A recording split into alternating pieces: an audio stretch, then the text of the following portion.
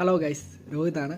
അപ്പം നമ്മൾ ഇന്നത്തെ പരിപാടി എന്ന് പറഞ്ഞാൽ റൂമിൽ ചെറിയൊരു കുക്കിംഗ് നമ്മൾ പ്ലാൻ ചെയ്യുകയാണ്. ഇപ്പോൾ കുറച്ച് ഉണക്കച്ചെമ്മീൻ ഇരിപ്പുണ്ട്. അത് ഒരു തേങ്ങാപ്പീര പോലെ ആക്കി വെക്കാമെന്നുള്ളതാണ് പ്ലാൻ. കുറച്ച് സാധനങ്ങളൊക്കെ മേടിക്കാനുണ്ട്. അപ്പം നേരെ നമുക്ക് വീട്ടിലോട്ട് പോകാം. സാധനങ്ങൾ വാങ്ങിക്കാനായിട്ട് നമ്മൾ സൂപ്പർ മാർക്കറ്റിലേക്ക് പോവുകയാണ്.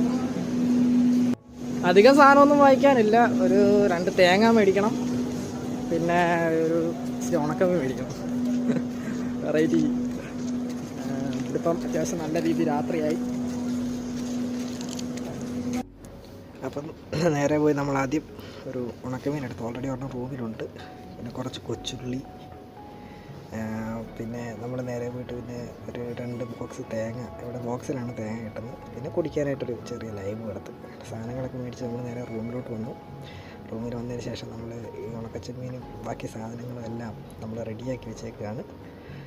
അതിലേക്ക് ഇനി കുടംപുളി വെള്ളത്തിലിട്ട് വെച്ചു.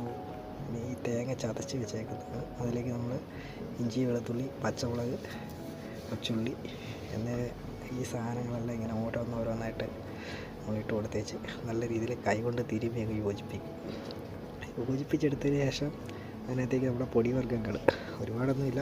ഇച്ചിരി മഞ്ഞൾപ്പൊടിയും മുളക് പൊടിയും മാത്രമേ നമ്മൾ യൂസ് ചെയ്യുന്നുള്ളൂ. വേറെ അധികം പൊടികളൊന്നും യൂസ് ചെയ്യുന്നില്ല. അതുകൂടി ഇട്ടിട്ട് കൈ കൊണ്ട് തന്നെ നല്ലപോലെ തിരുമ്മി അങ്ങ് യോജിപ്പിക്കും. ഇത് എൻ്റെ സ്റ്റൈലാണ് കേട്ടോ. ഞാൻ കണ്ട് കേട്ടും പഠിച്ച രീതിയിൽ ഉണ്ടാക്കിയെടുത്തതാണ്. അതിലേക്ക് നല്ല തിരുമ്മി സെറ്റാക്കി വെച്ചതിനകത്ത് നമ്മൾ നേരത്തെ സോക്ക് ചെയ്ത് വെച്ചിരുന്ന, അതായത് കുതിർത്ത് വെച്ചിരുന്ന, കഴുകി വൃത്തിയാക്കി കുതിർത്ത് വെച്ചിരുന്ന ഉണക്കച്ചെമ്മീൻ കൂടി ഇട്ട് നല്ല രീതിയിൽ ഇത് നേരത്തെ പോലെ തന്നെ തിരുമ്മി കൂട്ടി ഇടും. അതിന് ശേഷം നമ്മൾ കുടംപുളി നേരത്തെ വെള്ളത്തിലിട്ട് വെച്ചിട്ടുണ്ടായിരുന്നു. ആ വെള്ളം കൂടി ഒഴിച്ച് ഒന്നുകൂടി ജസ്റ്റ് ഒന്ന് തിരുമ്മി സെറ്റാക്കി വെക്കും.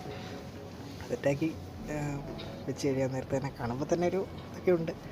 അത്യാവശ്യം നല്ല രീതിയിൽ പോകുമെന്ന് തോന്നുന്നു. പിന്നെ നമ്മൾ ഇതിനകത്തൊരു കാര്യം മറന്നുപോയി, ഉപ്പിടാൻ.